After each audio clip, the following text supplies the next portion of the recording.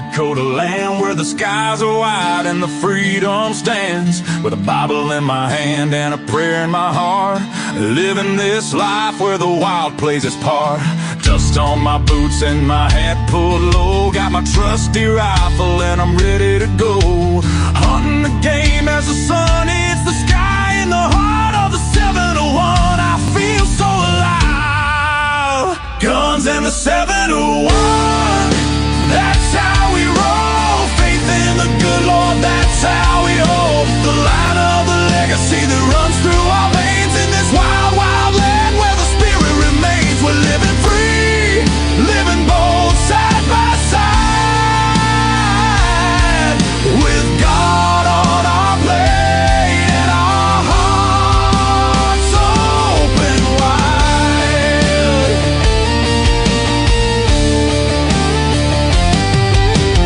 Ranch in the fields, the cattle run free with a purpose so strong, it's our grand legacy. The rivers run deep as we cast out our lines, fish in the waters where the North Star shines. Got the warmth of the sun with the chill of the night. With every shot fired, we're ready to fight for the freedom we cherish. The second is true. With family beside us, we stand through and through. Guns in the 701, that's how we roll. Faith in the good Lord, that's how we hold the line of the legacy that runs through our veins. In this wild, wild land where the spirit remains, we're living free, living bold side by side, with God on our plate and our hearts open wide.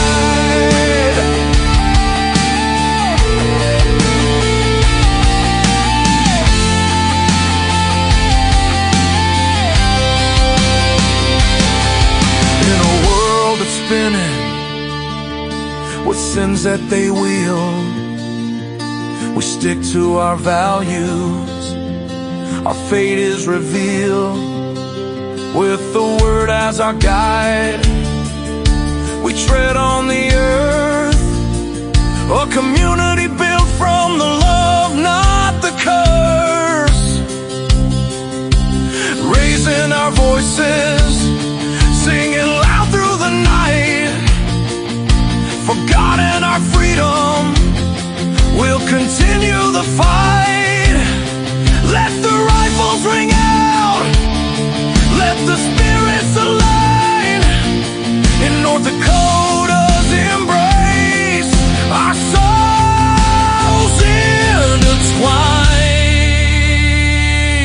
So when you hear the gunshots and feel that proud sound, know it's faith and freedom that echoes around. From the fields of the ranch to the depths of the lake, with God on our side, there's nothing at stake. Guns and the 71, forever we'll stand in the heart of our faith in this great free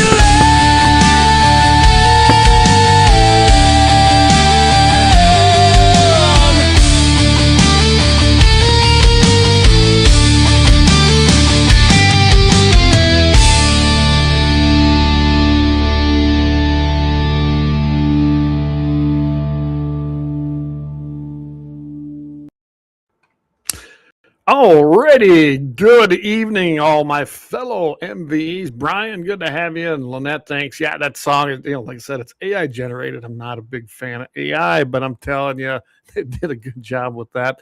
David said he's over there on the gun bench putting a rifle together for the next state champion runner-up. Nice for Paul Metz, I think. Hey, Paul, good to have you on tonight. Got to get in touch with you, too, by the way. I got something cooking, but I got to get through calving season now, it looks like. Lynette, thanks again. Yeah, we love that song. Hey, Brian, good to have you with us tonight. And Krampus, Mr. Plum Creek Rancher, good to have everybody in. And everybody else that's listening, I see there's some over on Rumble. Twitter doesn't show up in my feed up here, but I see there's people over there, too. But it does not get the traffic it used to. So either we're being shadow banned over there, or I couldn't even tell you. But again, thanks for navigating and finding us on a Tuesday, the brand new night that we're going to be doing each and every week now. Like I said earlier and last week, that it has to do more with the fact that I got involved helping and volunteering with a church youth group, and I just enjoyed doing that. They actually have a welding program, and they always have a nice meal in the service. So it's been really fun to do that and help out some kids. There's some great kids in there. There's also some with a lot of issues, and it's great to be there and help with them, even mentoring them and teaching them a skill. So I'm not the best welder, but the guy that runs that program, I help him. I'm more like the unpaid labor, but it's just, I do enjoy doing it. So again, thanks for doing that and migrating over, because this will be the brand new day for Guns in the 701. With that, I'd like to get started, like I do all the time, with an evening prayer. I think it's very important, and especially in the turmoil we see today in our world. So, Heavenly Father, I'd like to thank you again for a beautiful day and for all the moisture you sent our way. It was much needed and a blessing, surely, for all of us that are involved with ag. Thanks again, too, for a great calving. That was an interesting and long one, but thanks for pulling us through 2 days of a very intense calving around here and giving us a break today. We also want to ask that you watch over the men and women. So many of them have been put in harm's way, probably in the last 5 years especially, and we want to thank them for signing that check payable with their life. And when you think about that, they do it unequivocally, and they go because they believe so much in the founding of this country, which was God given to us. Also, watch over our brothers and sisters out there that are facing some hard times, and those that might be listening tonight. You know who you are. Trials and tribulations are given to each and every one of us.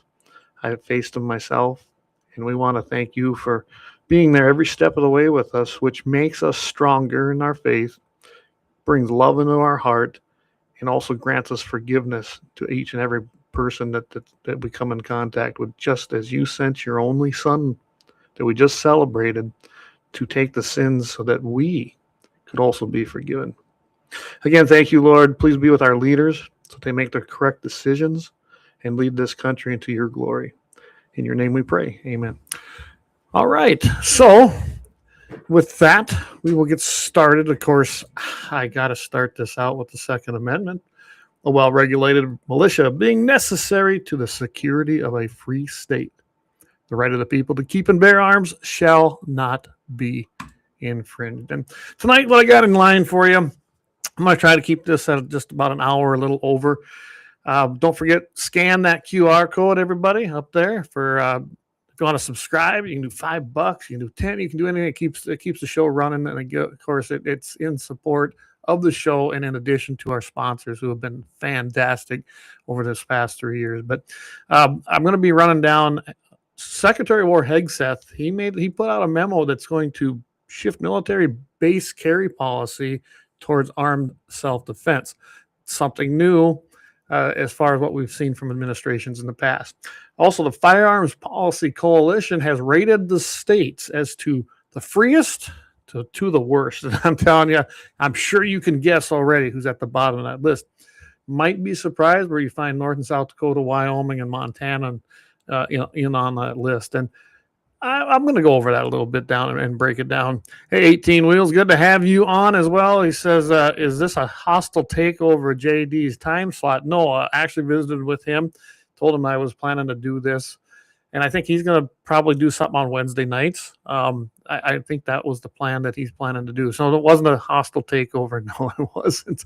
Eric, good to have you. He says, good evening from the better half, the better of the Dakotas. Dan Brown, good evening from the Western Edge. Thanks, Dan. We sure appreciate it. And so breaking that down a little bit more. Also, we'll see how much time we have here, but I know I've got a couple other things. NRA, by the way, they've asked the question. Been a change at our United States Postal Service that you can now ship handguns through, which that should have always been, they're kind of a I guess I would call them, governmental agency. They're not really an agency. They're with the feds, but they're actually independent. It's a completely unique structure with the United States Postal Service, but you will be able to ship guns. We will see. I don't know why anybody would. I'm telling you. They can't even get a letter here. They can't even get packages here. And now with my area, my address has changed yet again This is going to be like the third time in what, a year and a half, which makes zero sense. First, they give us towns that don't exist, like Cedar River Township, not a real town. Then they can't decide whether they're North or South Dakota, even though we physically live in North Dakota. And then you got the zip code, the same zip code that it's been since it was assigned to Morristown, I suppose. That didn't change, which causes all kinds of havoc when you go to order online or even purchasing firearms, although we've worked through that for the most part. So it's just insane. So anyway, post office is going to start allowing the shipment of firearms, handguns in particular, but we'll go over that a little bit. And then I have a happy ending that I kind of like, but we'll see where this evening takes us. So I'm going to start off with Hegseth's memo. I'm going to get to a few of these comments first. Paul Metz says, hi. Hey, Dan. He's over at Dan Hager Television. He says, hiya, Doug. He says, even from the middle of the wind here of the Dakotas, my goodness, did we have wind today. We hit 52 degrees, but it said the wind was blowing pretty good out of the southeast. Let's see. We got 18 Wheels. He goes, I sent a note in the Hegseth's office thanking him for standing up for the rights of our boys on base. Everyone should do the same. And you aren't alone, Dan, or 18. I'm telling you right now, I hopped on that Twitter feed, or X now. You are not the only one. People are very, very happy. You got the crazies out there that they're never going to love freedom, the Second Amendment, God, or anything this country stands for. So, of course, they don't like Pete Hegseth either, and they do not like that memo. Well, that says, my dad just got his Happy Thanksgiving card from the granddaughter that lives in Naples, Florida. Isn't that insane? Yeah, it's a Thanksgiving card just now. Hey, Leon, evening from the actual Dakota, not Nebraska's high top fade. Whoa, I think that's a shot across the bow for Mr. Eric Newman. So I suppose he'll respond in kind. But anyway, just came across Nebraska here a few weeks ago, Kansas and in through there, which Kansas, by the way, if I remember it, I got to look at my list. Kansas is number one. It's in that number one spot on that Firearms Policy Coalition list. Kind of interesting as well. But anyway, so I'm going to start off. I'm going to play you guys a video that basically Hegseth put out, and then we'll kind of talk about it. So we will start off with that. Go ahead and take a listen.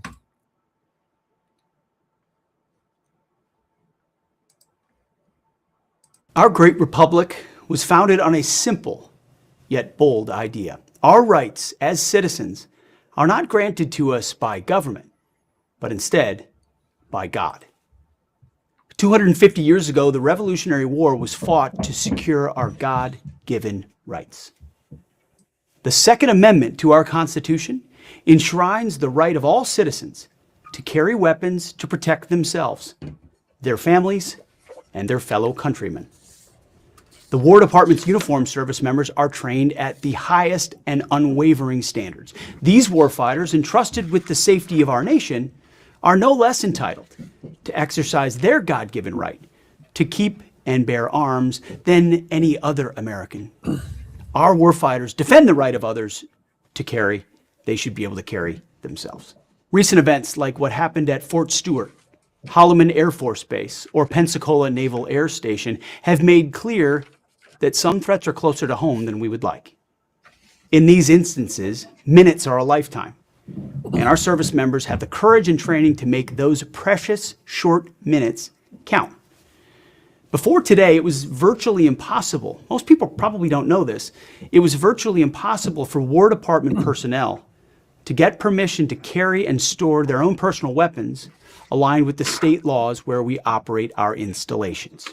I mean, effectively, our bases across the country were gun-free zones. Unless you're training or unless you are a military policeman, you couldn't carry, you couldn't bring your own firearm for your own personal protection on to post. Well, that's no longer. The memo I'm signing today directs installation commanders to allow requests for personal protection to carry a privately owned firearm, with the presumption that it is necessary for personal protection. If a request is for some reason denied, the reason for that denial will be in writing and will explain in detail the basis for that direction. Again, the presumption is service members will be able to have their Second Amendment right on post. Not all enemies are foreign, nor are they all outside our borders. Some are domestic. Confirming your God-given right to self-protection is what I'm signing into action today, and I'm proud to do so.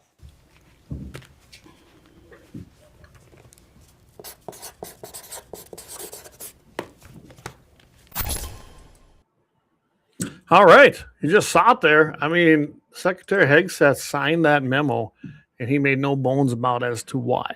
It should have been done years ago. It should have never happened that they created a de facto gun-free zone. But as we know, Democrats and commies love that.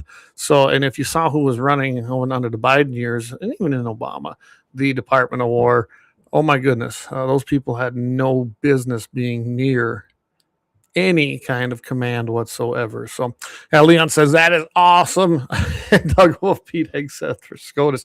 Well, that'd be great, except I don't even know if I know he was a news caster. He was I think with Fox News at one time, but I don't know if he actually is an attorney, and I think that's one of the prerequisites. But hey, you know what? He can study just like the rest of us. And that says Pete rocks. He could play Kennedy in a movie right there. We need to find that. Yeah, I like that. Yeah, Pete did a great job there, I think. We've seen this a lot. Think about this. As I said in my prayer, that you signed a blank check to the United States government and to all the people and the citizens of the country when you decided to enter up and be part of our volunteer armed forces, our military, to protect this country, protect its God-given rights and basis, the Constitution of the United States, in each and every one of us from all threats here and across in foreign lands. And you made it payable with your life. Think about that. And yet you can do that at 18 years of age. You're an adult at 18 years of age. You can be tried, prosecuted, jailed, all and punished as an adult. But yet an 18-year-old on a base, or anybody for that matter, nope, cannot exercise your fundamental right that you yourself are protecting on a military base. Yeah, I did not like it. I never have liked it. And I'm glad to see him do this. He did it April 2nd, 2026. And he completely directs them. He says the memo, which we heard him say, I'm signing today, directs installation commanders to allow a request for personal protection to carry a privately owned firearm with the presumption that it is necessary for personal protection. If a request is for some reason denied, the reason for the denial will be in writing and will explain in detail the basis for that direction. That's an important part of this. They can't just say, nope, I deny you. They better have good reason. And it has to be in writing, and it has to be submitted, essentially. I imagine that under Mr. Hegseth, under Director Hegseth, that if you have a denial and you want to send it in, I guess that's your prerogative as a commanding officer. Probably better be really good, and it better be rooted in a real reason. Otherwise, I imagine you might not be the commanding officer any longer at that establishment. That's my take on that. Some guys are chiming in. He goes, Dan says, well, Hegseth's order, can't even talk tonight. Hegseth's order is long overdue. Military personnel, like any law-abiding citizen, should not have to ask for permission to possess arms. Amen, Dan. Absolutely. That is a right given to us. It is not a right granted by government. We were born with it. The Constitution's very clear. Those rights were granted to us by our God-given existence. We already possess them. They are natural rights. You can't get them or have them granted by the government. Anything government gives you can be taken away and is a privilege at that point. That's why I've never been a fan of concealed carry permits. Granted, I had one for years because that was what we had to have. That was the baby steps. Wheels of bureaucracy move very, very, very slow. That was the baby step that led now to, I believe it's 29 states with constitutional carry. And every state has some form of a concealed carry permit. Yes, even New York and California, although I think New York's probably the worst for getting one. I think that's probably the toughest one. But constitutional carry now in 29 states. But that was all because of the work, myself included, when we worked on that. Getting constitutional carry was the end goal, and a stepping stone was concealed carry permits. But yeah, Absolutely, Dan. I agree. You shouldn't have to ask permission. Leon says a thing that should have never been a thing. There you go. Like him dismissing the Hilo hat tip to Kid Rock. Yeah. I'm telling you, that was pretty cool that they did that for Kid Rock. And the left flipped out. Let me be straight on here. I'm wearing my Trump hat tonight because I still support Mr. Trump as our president, and I will never waver on that. Is he perfect? No. Was he ever going to be perfect? No. Trump is who he is. Was he the right guy for the job? Yes. Would you rather had Biden again? Would you rather had that kook Kamala? I mean, this country, we'd be in trouble. Big trouble. So is Trump perfect? No. But I still support the man, and I think he's done an amazing job in this first year. Has he gotten everything right? No. Who has? If you guys can name me someone who's gotten it right 100% of the time, I'm gonna probably call you a liar because nobody does that. We are all imperfect. But with that being said, I think Trump's doing a great job, and those people that are jumping ship at the little bittiest quirk that they don't like personally, and they think that they should be doing it, well, give it a whirl. Put your name on the ballot and run. It's that simple. But I do love the fact that Hegseth is doing these things. Some of the online commentary on there, like I said, I went to the X deal. They had, somebody said, best Secretary of War ever. Another one said, this should have been done long ago, just as Dan commented. Detractors were the same old people. They're spouting off, you're going to have accidental shootings, murders are going to increase. Oh, you should have seen the one comment, and I heard this, that from Brady Policy, I can't remember, but basically put out a statement that said suicides now are going to go up, and we already have a problem with suicide rates in the military. Well, I think that's mostly with the people returning home after their discharge, honorable discharge. We do. The Project 22 is a good example, trying to help them people. And I understand it. They're suffering because they come and they've seen probably some atrocious things.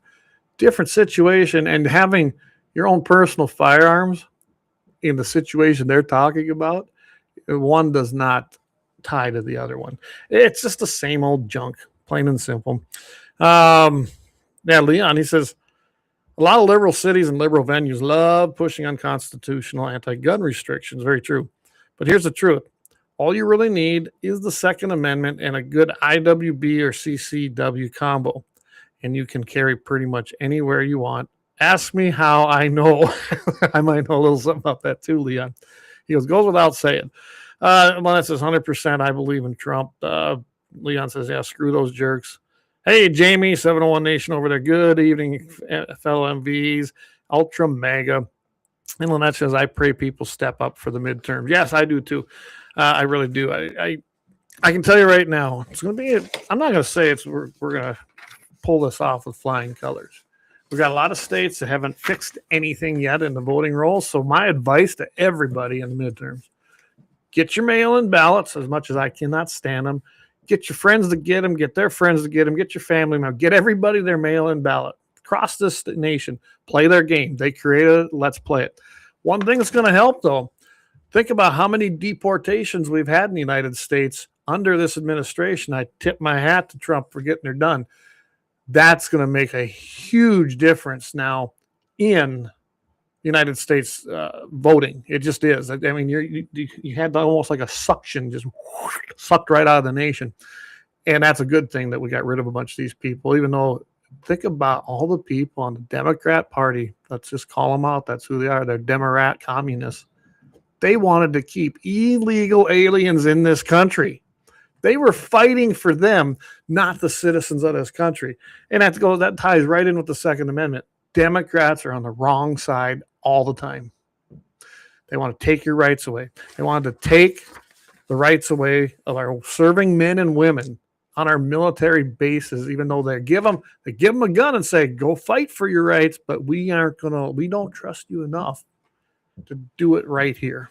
That's insane. It's just nuts as far as I'm concerned. I got to point out too that within this executive order, I was reading it, you do have to follow the state laws when you're off the base. On base, which is The memo applies to service members in their non-official duty capacity on Department of War property, meaning on base, within the United States.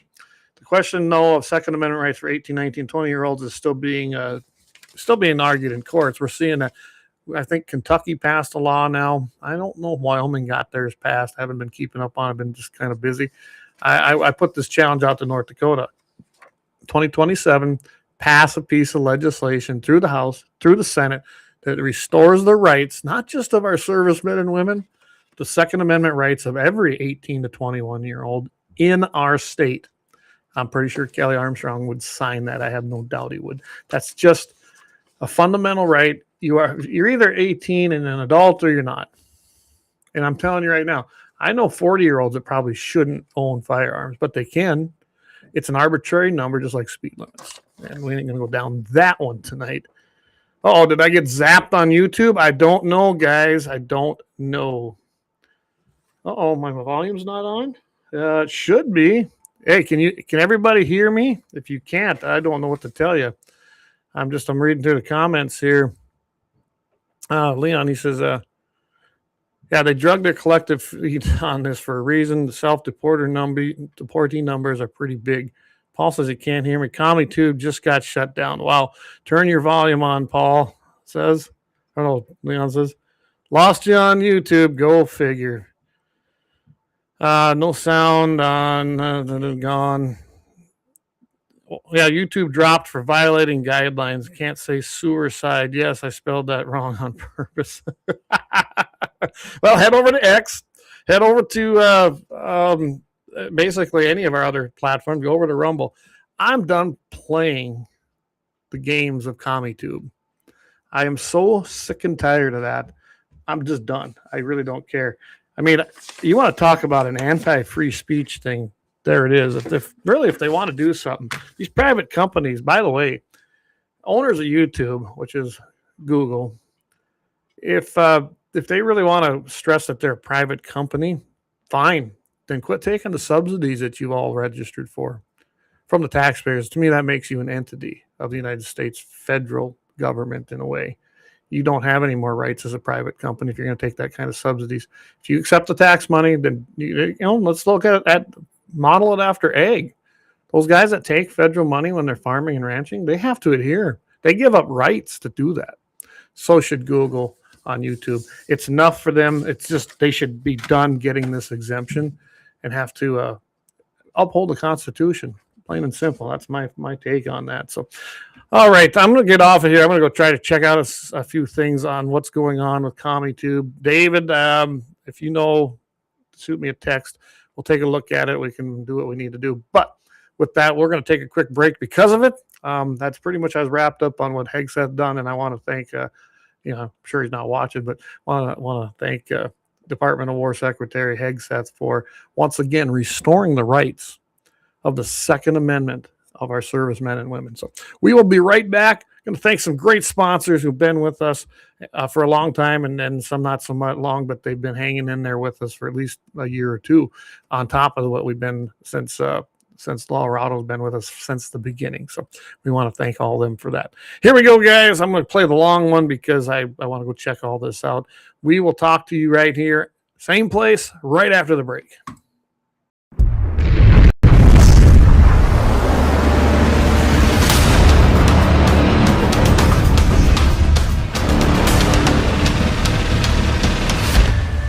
LAUER Auto Repair, located at 309 South Washington Street in Bismarck, North Dakota. Give them a call at 701-258-6308. The team of mechanics at LAUER Auto can take care of any problem your vehicle is having. And when you do business with LAUER, you can be assured you're doing business with a pro Second Amendment America First repair shop. There are plenty of other auto repair shops in the Bismarck-Mandan area. But why take a chance at patronizing a shop that might not have your beliefs at heart? Make no mistake. Lauer Auto is your pro Second Amendment repair shop. When you talk to the guys at Lauer Auto, don't forget to tell them that you heard they are a sponsor of Guns and the 701 and that you appreciate their support of our pro Second Amendment, pro North Dakota live stream and podcast. That's Lauer Auto Repair, 701-258-6308. 701-258-6308. Located 309 South Washington Street in Bismarck, North Dakota. When you want it done right, Go where lemons go. Kalon's Auto Service, owned and operated by Kalon and Misty Foss, lifelong locals with over 25 years experience. From modern rides to classic restorations, they can handle it all. Top quality work, fair price, and honest hometown values. Located just one block south of Highway 12 on 6th Avenue West in Lemmon. Kalon's Auto Service, serving you with all your auto repair needs. For the best gun gear for every and any situation, Little Angry Man Arms LLC has you covered. Top-notch guns from top-name brands like Winchester, Glock, Sig Sauer, and Ruger to essential extras from Magpul's, Streamlight, Hollow, Sun Optics, and more. Little Angry Man Arms LLC have everything to make your shooting adventures a success. Visit littleangrymanarms.com today and gear up for your next big hunt, competition, or home defense. Don't miss out on our exclusive deals. Little Angry Man Arms LLC, based in Trail City, South Dakota, your ultimate hunting partner. At Horton LaserCraft, we believe in the power of personalization. Whether it's a cherished memory, a special occasion, or a unique gift, our custom laser engraving brings your vision to life. Our expert craftsmen and state-of-the-art technology ensure every piece is a work of art.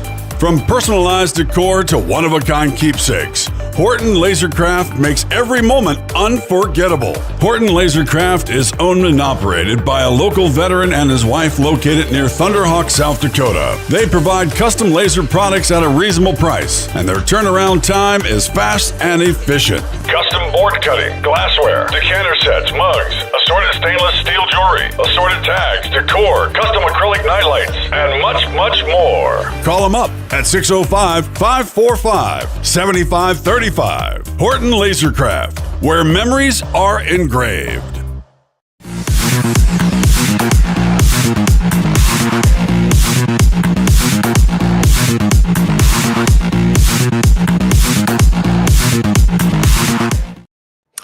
All right, we are back. Hey, thanks to those of you who have found our other channels. Go over to the backup channel, Guns in the 701 Backup. And what it is it's actually used to be my personal one. There's the link there, right here, if you want to try and do it that way. Otherwise, just all you have to do is as I have in the comments up here, just search The Shootist 93, The Shootist 93, just like the old John Wayne movie. Search that out. You're going to see my ugly mug on there, and it is our backup channel. Go ahead and log in there, and the heck with these guys. I'm so sick and tired of these, of CommieTube, and have been for a long time. So just go over to X. I mean, just pretty easy to find us there.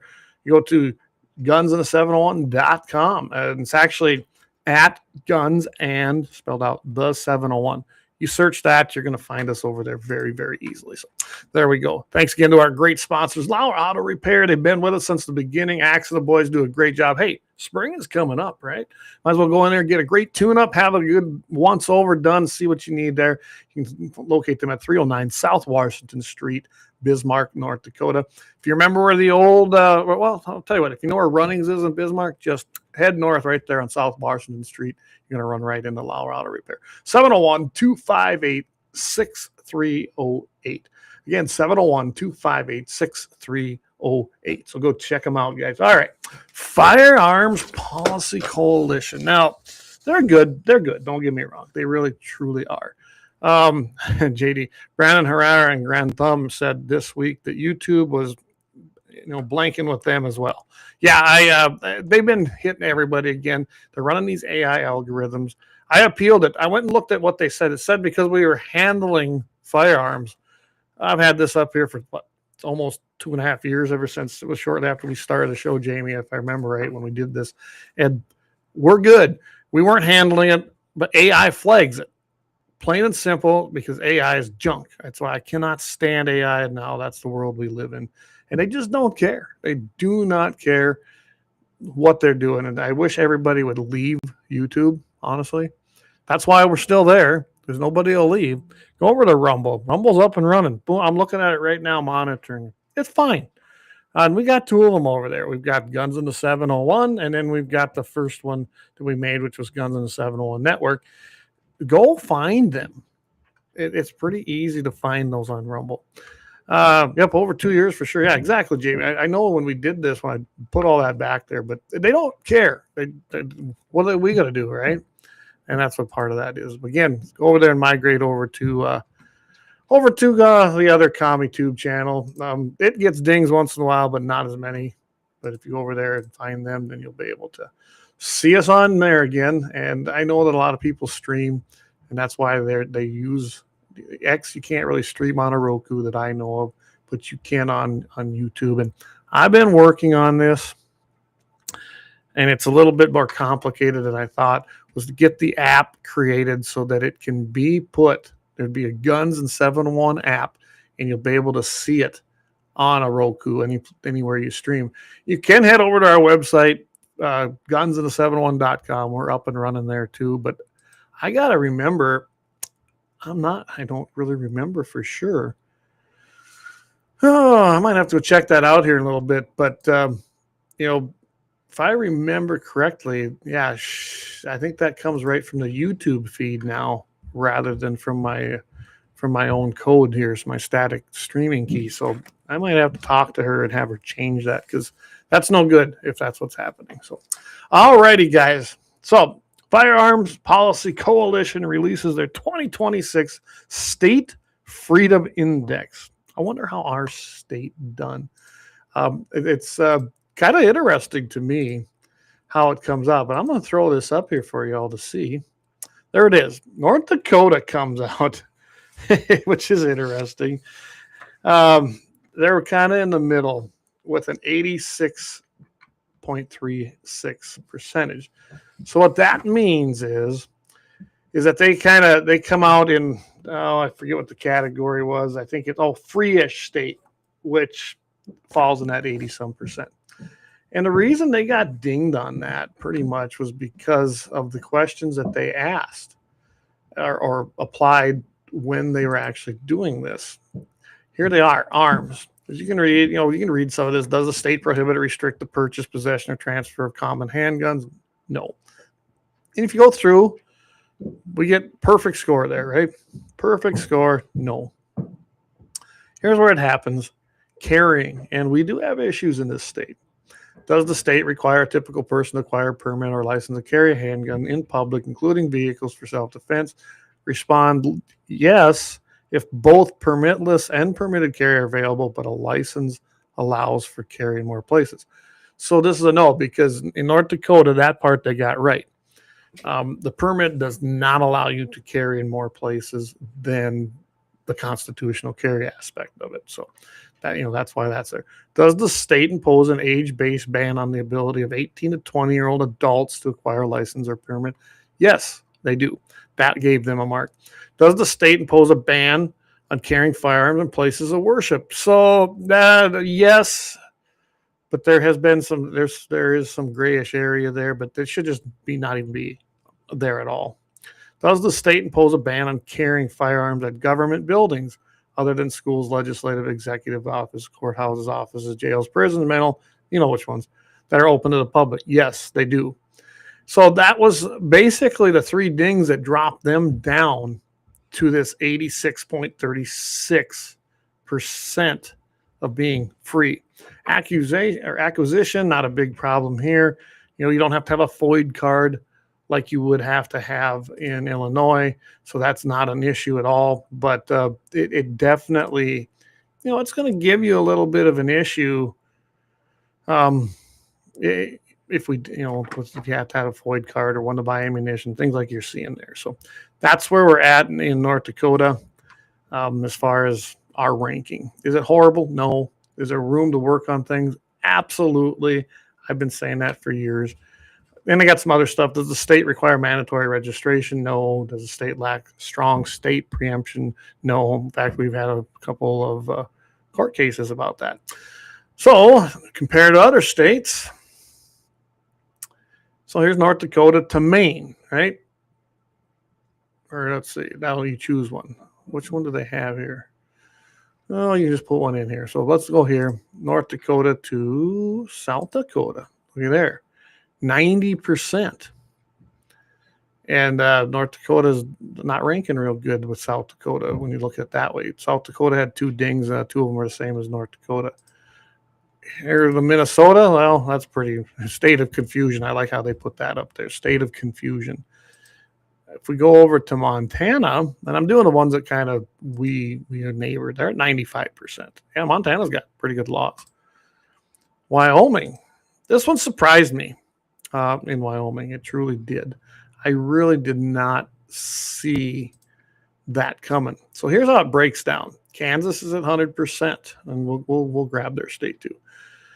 New Hampshire's at 100%. You can just kind of go down and look at these as I scroll through them. Montana's there at 95, Texas 95, Georgia. I mean, there's a ton of them, 90 plus.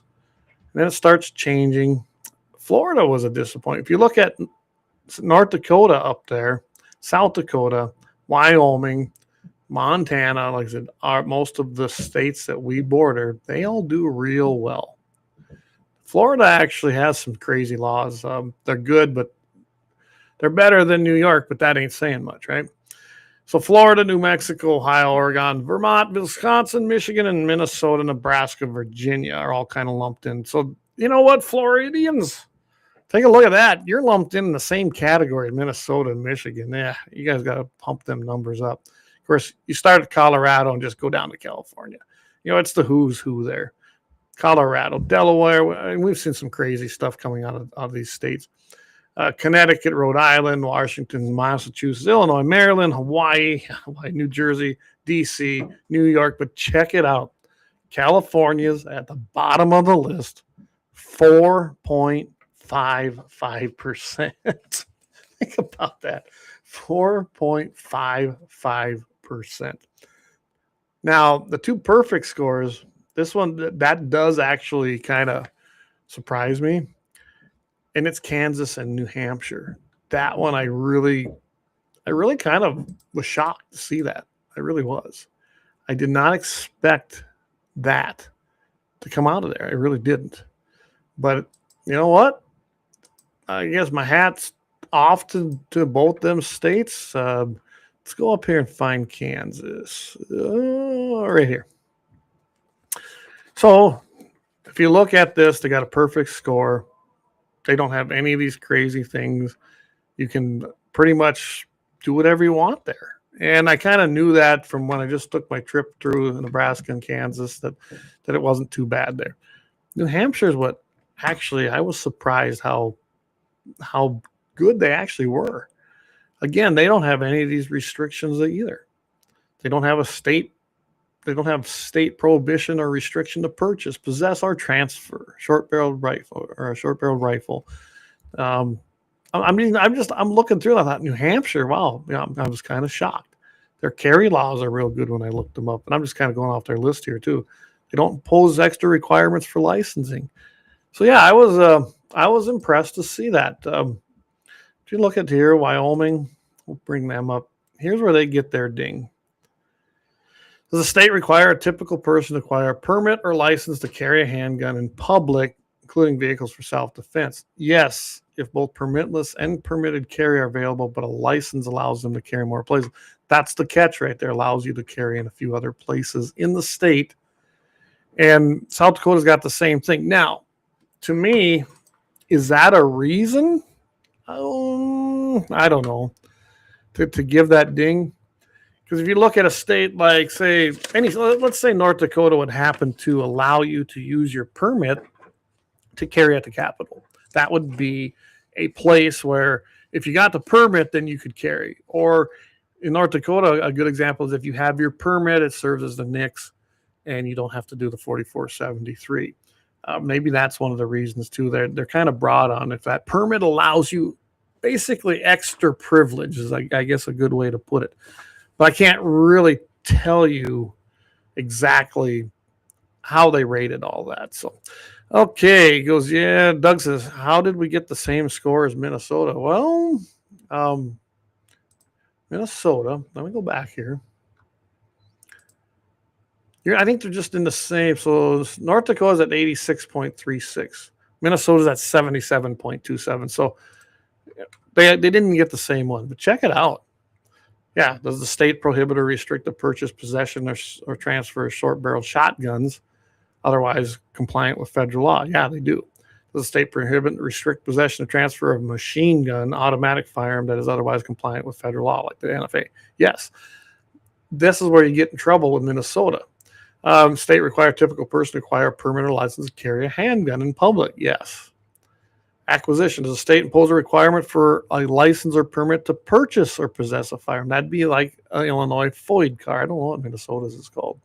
Does the state impose a waiting period? Yes, I knew they got one. I don't remember what theirs is. Prevents people from taking possession of a firearm for a specific period of time. Yes. So they got dinged quite a bit compared to North Dakota.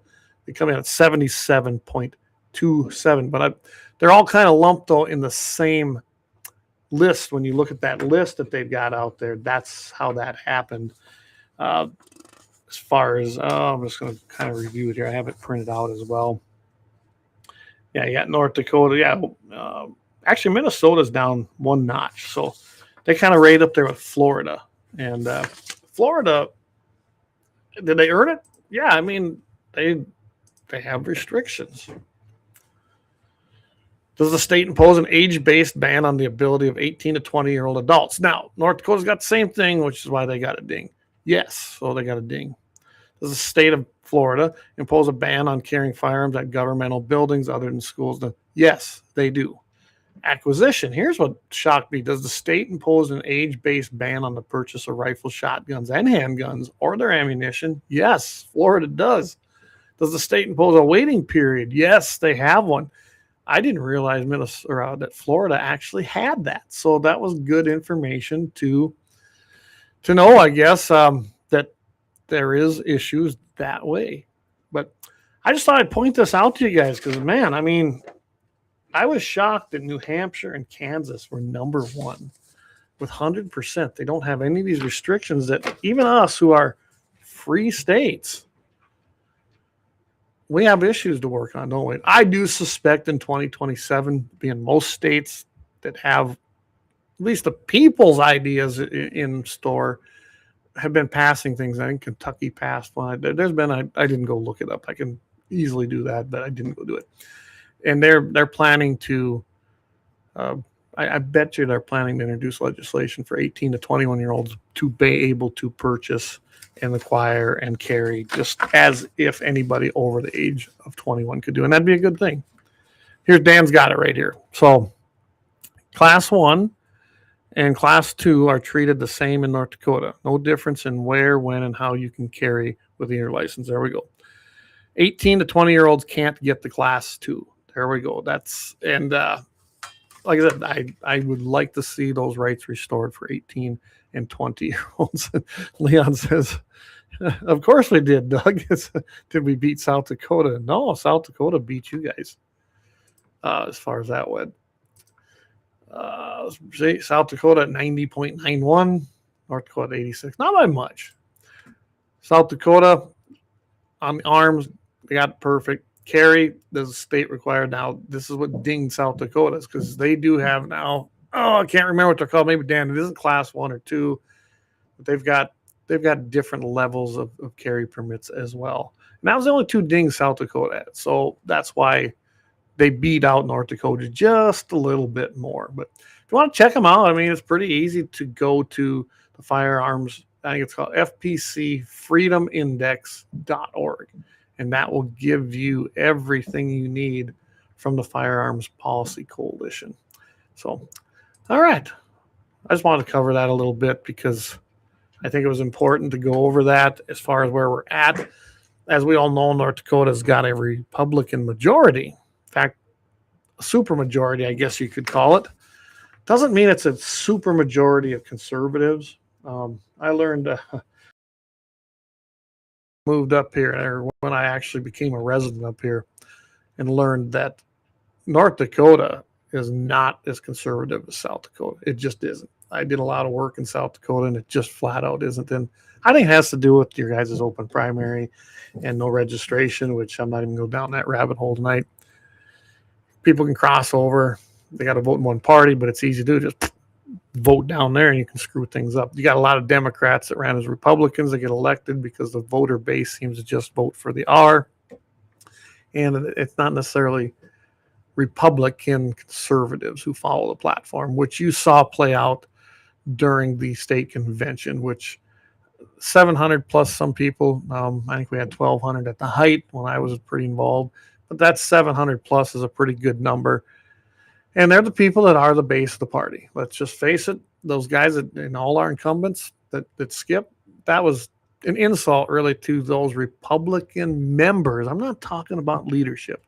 The members, the grassroots, nuts and bolt people that took the time, spent their own treasure to get up there and attend the convention for their state party to nominate their candidates. But they snubbed them. Really? So I guess you don't care about any of them people, and you're just going to go rely on maybe getting Democrats to vote for you, which does not make you a Republican. But I'm not. That's enough. I'm not going down that rabbit hole very far. If you want to be part of the party and call yourself Republican, go participate if you can. Otherwise, I'm talking to the people who did not show up as elected officials holding office. Go change your party. You should have been there. Plain and simple.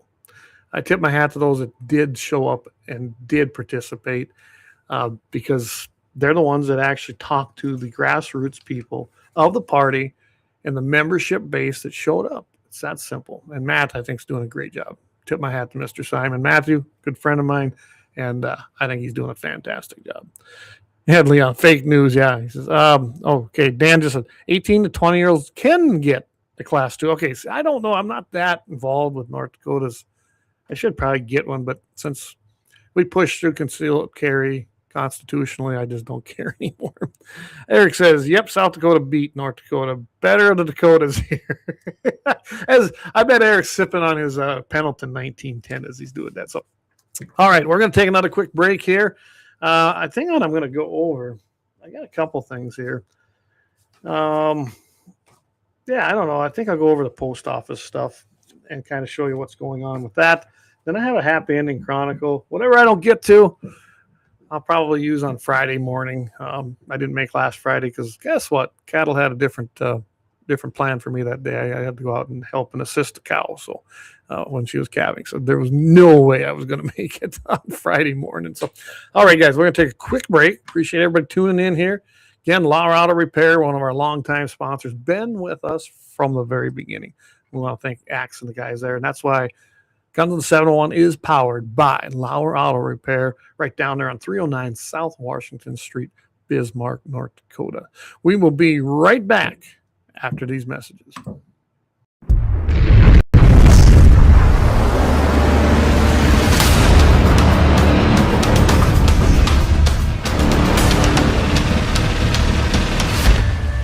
LAUER Auto Repair, located at 309 South Washington Street in Bismarck, North Dakota. Give them a call at 701-258-6308. The team of mechanics at LAUER Auto can take care of any problem your vehicle is having. And when you do business with LAUER, you can be assured you're doing business with a pro Second Amendment America First repair shop. There are plenty of other auto repair shops in the Bismarck-Mandan area. But why take a chance at patronizing a shop that might not have your beliefs at heart? Make no mistake.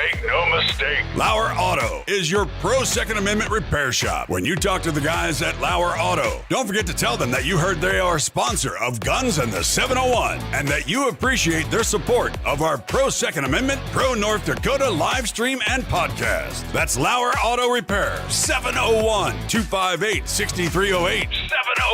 701-258-6308. Located 309 South Washington Street in Bismarck, North Dakota. When you want it done right, Go where lemons go. Kalon's Auto Service, owned and operated by Kalon and Misty Foss, lifelong locals with over 25 years experience. From modern rides to classic restorations, they can handle it all. Top quality work, fair price, and honest hometown values. Located just 1 block south of Highway 12 on 6th Avenue West in Lemmon, Kalon's Auto Service, serving you with all your auto repair needs.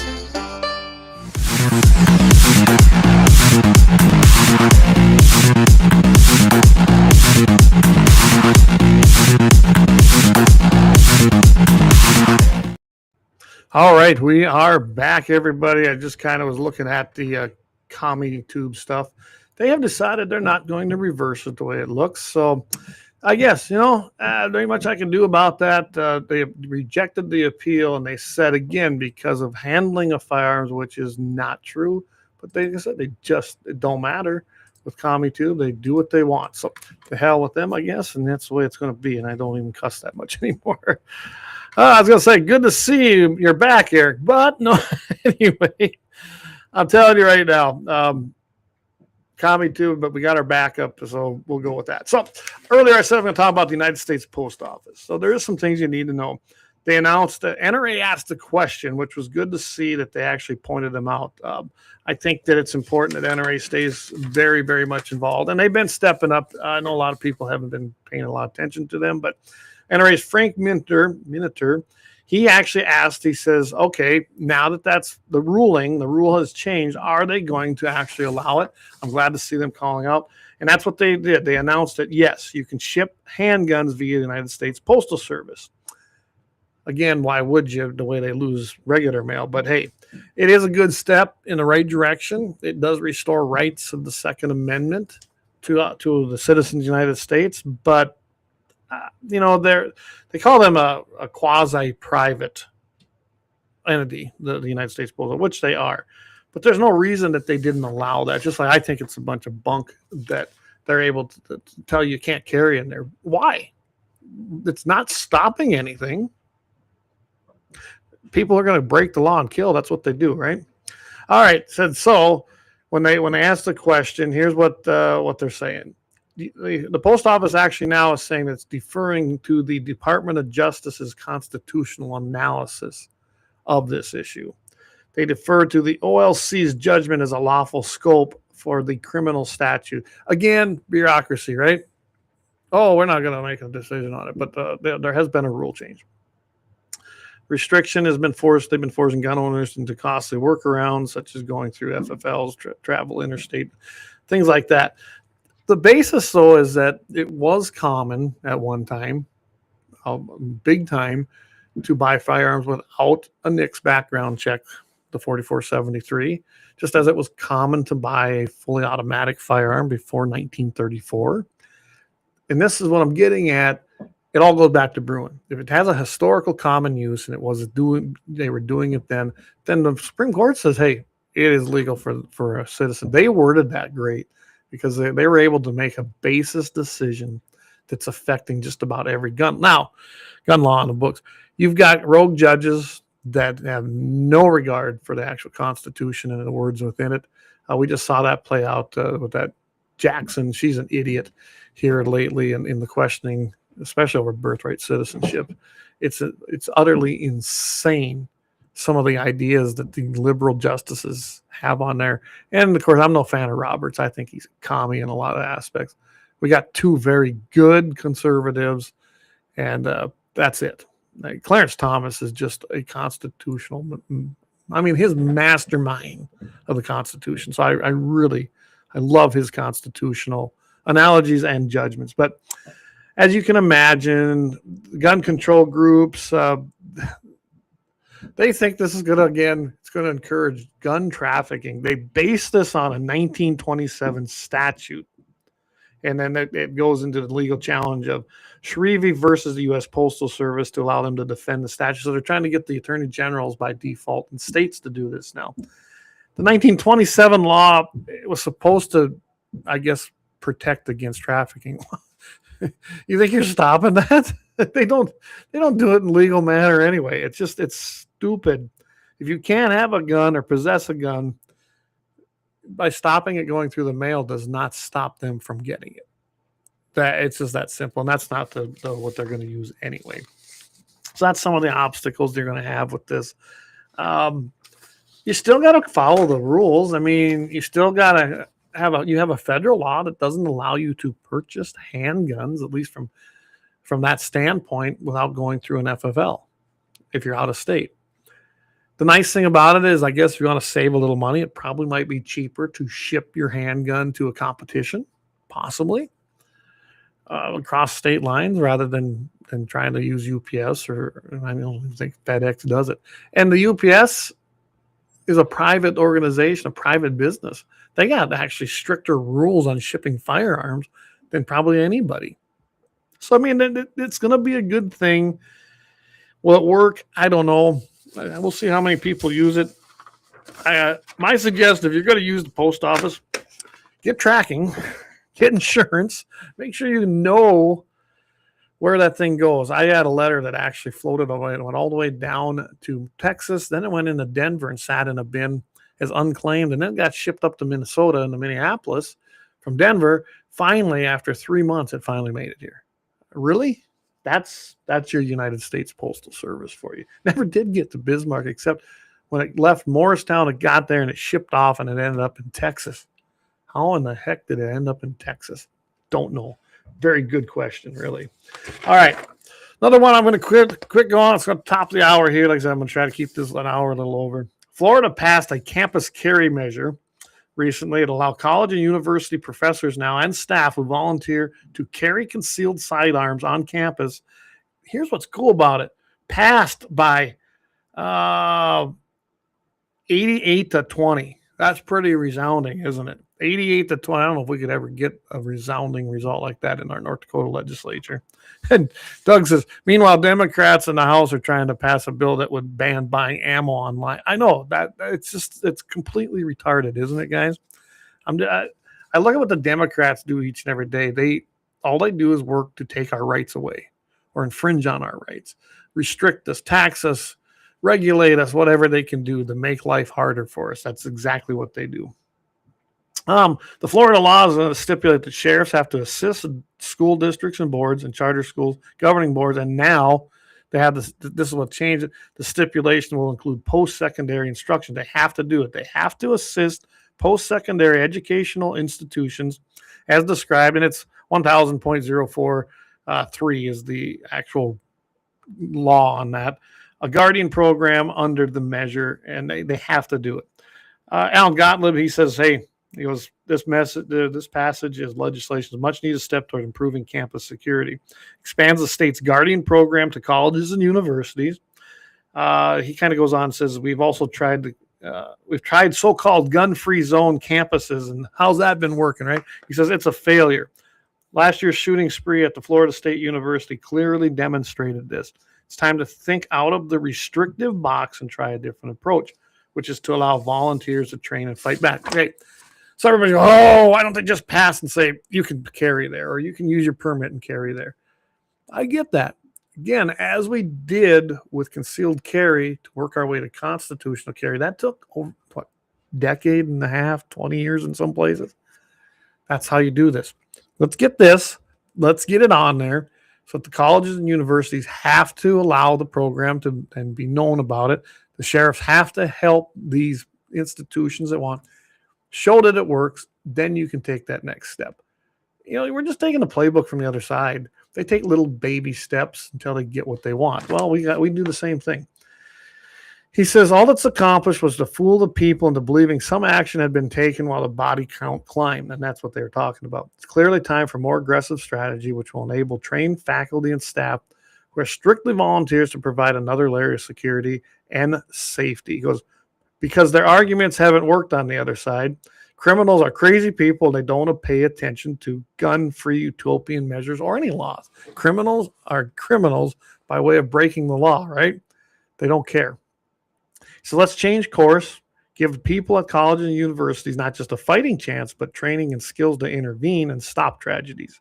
We can no longer afford to entertain the anti-gun sympathies of head in the sand ivory tower ideologues who are so afraid of firearms that they're willing to allow fellow staff and students to become victims in order to maintain their lofty notions of being above the fray.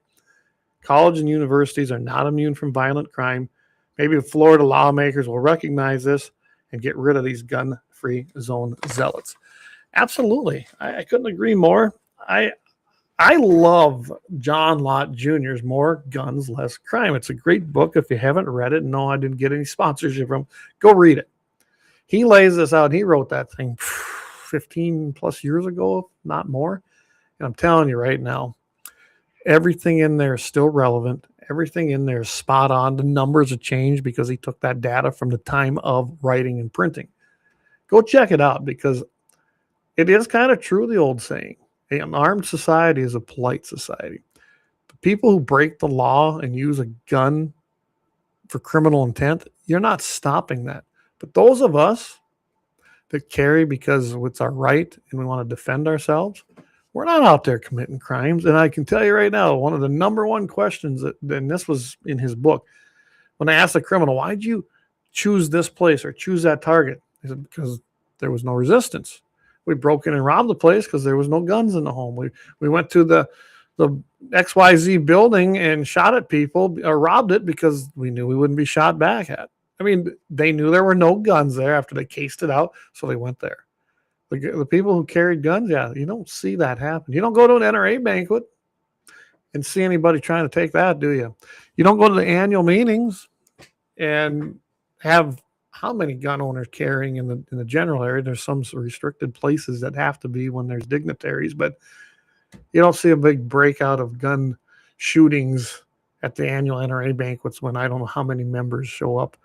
A lot of them armed. It doesn't hold water. It just flat out does not hold water. By the way, speaking of the NRA, annual meetings coming up, Houston 2026, April 16th through the 19th at the George R. Brown Convention Center.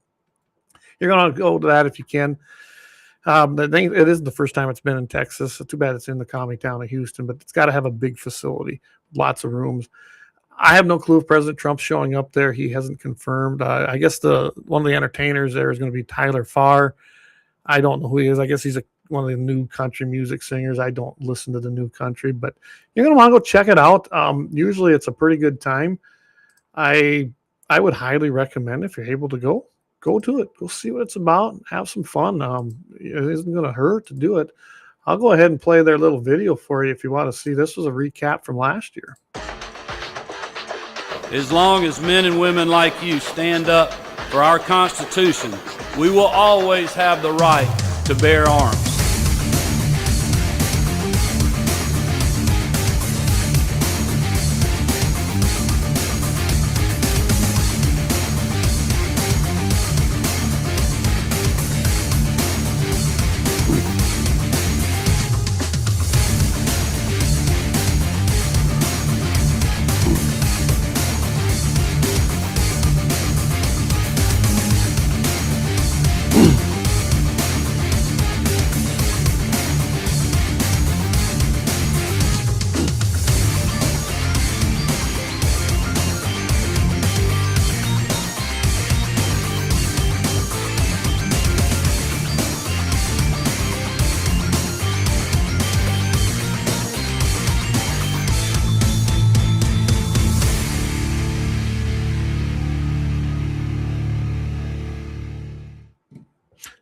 All right, everybody. That was a recap from the 2025 annual convention. Go check it out if you're not an NRA member. You can become one pretty easily. Again, April 16th through the 19th. Great time down there. You're going to see a ton of cool stuff. They just had the board of directors elections. They're going to go ahead and swear those in at the actual annual meeting that takes place there. And I encourage everybody that if you're not a member, join. I'm telling you, NRA's had a change in leadership, and it's a good change. And they call it NRA 2.0. They got their own website for it. I would highly suggest you go and check it all out. By the way, Nate Brown, who was a field rep, and then there was some big layoffs during that big change. He's now going to be the advancement officer at the Whittington Center, and that's in New Mexico, which, oh, what a fantastic facility. I'm going to try to have him on. I don't know. We're going to see if we can have him on. We might do a special he was talking about trying to do it right from the annual meetings. We'll see if we can make that happen next week. Otherwise, planning to have him in on the 21st, and he'll give us a recap of the NRA annual meetings. And he's just a great guy. I really enjoy his company and talking to him, and just a great all-around guy. And he's going to be working now as the advancement officer for the Whittington Center. So that's pretty cool. And I'll let him kind of explain what that's all about. I'm going to skip the happy ending. I'll use that on Friday. So I'll give you a little rundown here. Friday coming up, we have KFYR 5:50 a.m. I'll be joining Todd Mitchell on there at 7:15 in a.m. Mountain Time, 8:15 Central. Probably going to do my happy ending. I'm going to give you all an update. I wanted to do it this last week, but didn't get a chance to. And that's on this is on the Metcalf shotgun return. So Gabe Metcalf, you remember, out there in Billings, Montana, got arrested because he had a shotgun with him. He lived with his mother, was protecting her. They're on their own private property, and they do have an exemption from the gun-free zone that the feds had laid out.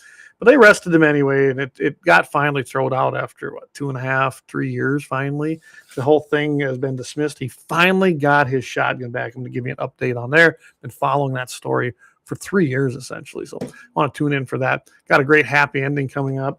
That one's going to be out of Kentucky. So in Kentucky, I didn't go look at there. I should have looked at that, but I'm going to give you a little update on that. Then Friday night, Blackbeard Logic, Leon Francis does a great job with that program. You're going to want to tune in for that. And that comes on at 5 o'clock p.m. Mountain, 6 o'clock Central. Tune in to Blackbeard Logic.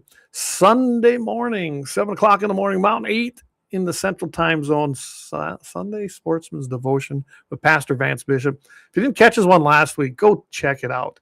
That was fantastic. He does a great job on that. And I highly encourage that. And, of course, next Tuesday, it'll be me right here again, as it will every Tuesday. We enjoy I'm going to make that time slot. Doesn't look like it hurt us. Everybody found us. And there was enough people that let me know that ComicTube zapped us. So, yeah, that's how that goes. Let's see. Doug says, meanwhile, Democrats in the House. Oh, I've already read that one. Sorry. Hey, Jamie, thank you. Good show Friday. I'll be listening on Friday. And I think Jamie's probably going to do the show tomorrow night. He can confirm that, but it sounds like he's doing his show tomorrow night. I think we're just going to swap those 2 days, and it works out good for me. With that, everybody, I definitely appreciate you tuning in. I know it's a little shorter show tonight, but I got a couple things I want to go do. And time to check cows. I'm about 30% done in 2 weeks, a little less. So that's going really good for us. We should be done, and we should be on schedule in that first 45 days, which is that first cycle. I'm hoping to be 90+% done, and we're well on that road. A lot of great, nice calves. Had one that was really too big, and he didn't make it. But as the most part, we're staying pretty much 50-50 on our heifer to bull ratio. So I'm real happy with everything so far, and I appreciate everybody migrating over, seeing us on Tuesday night, and enjoying the show. All right, with that, I'm going to let everybody go. Tune in, support. Like I said, if you want, there we go. If you want to support the show, go over there, hit that, or just go to Guns and 701 and find the subscriptions or the donations. It's really, really easy to find, and I thank everybody who's done it. You'd be surprised how much $5 and $10 adds up every month to keep the show running. We sure enjoy that. So, all right, with that, thanks everybody. God bless. Keep your powder dry.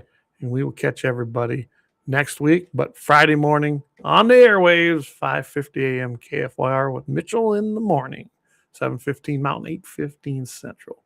Also, check out our podcasts everywhere you find them. iHeart, Spotify, wherever we have them up there. All right. See everybody next week.